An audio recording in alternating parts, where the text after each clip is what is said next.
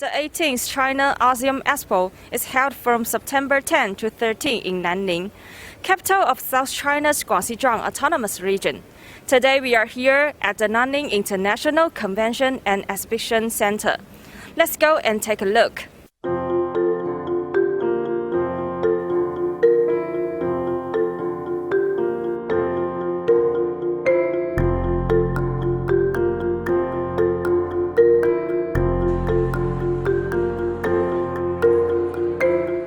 I think generally that's an initiative which invigorates the economic relations, business relations between countries is very useful, and you really are, let's say, supporting this, and so we participate in this.